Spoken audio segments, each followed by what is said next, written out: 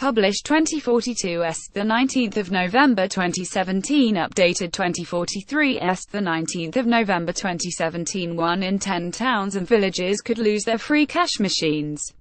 Banks including RBS and Lloyds want to cut in the fees they pay when their customers use ATMs run by other firms. But the operators of those dispensers warn the lower revenue would make the machines uneconomical. The industry association said scrapping them could leave up to 5,000 of the country's 48,000 towns and villages without a free cash point. Campaigners said pensioners and small businesses such as shops and pubs would be worst hit. Anything that jeopardizes people's ability to access an ATM is extremely worrying, particularly because so many banks have closed, said Justin Madra, of the consumer group Candid Money.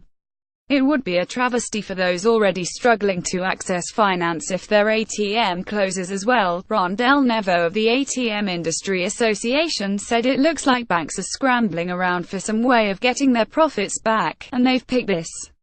It's going to affect a vital public service and that will have a knock-on effect for businesses and the economy. People will be furious.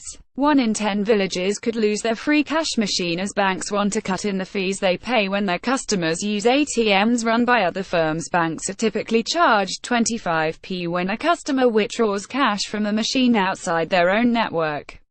And Lloyds and RBS, both bailed out in the financial crisis, claim this charge, which goes to the other operators, is too high.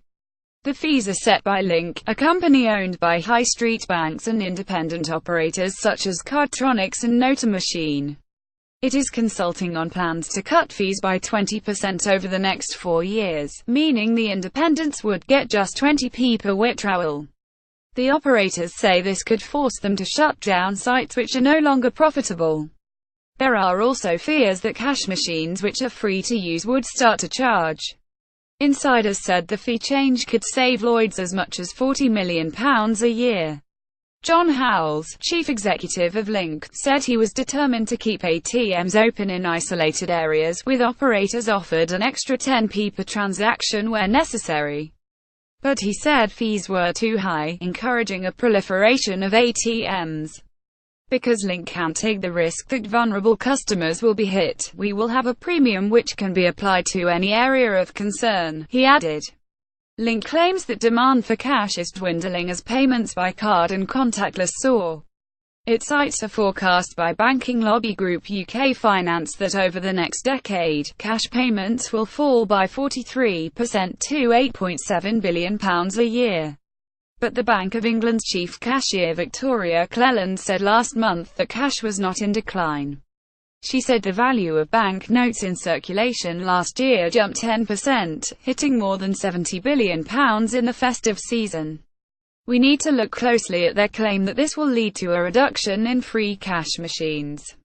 Labour MP Wes Streeting said the key thing is to make sure that people across communities outside major towns and cities have access to free cash machines when they need them. It isn't surprised that operators don't want to see their fees go up, but we need to look closely at their claim that this will lead to a reduction in free cash machines, an RBS spokesman said last night. We have one of the largest free-to-use ATM networks and are committed to working with the industry and Link to ensure we continue to offer customers access to ATMs at no cost to them, particularly vulnerable customers and those in rural areas. A Lloyds spokesman said any changes should ensure ATMs are in the right areas for consumers, providing free access to cash, strengthening financial inclusion and supporting vulnerable customers. Lancashire in County Durham lost its only bank when Barclays shut up shop in 2015. The village now has just one cash machine, in its Spa store, which is surrounded by a cluster of hairdressers and other retailers.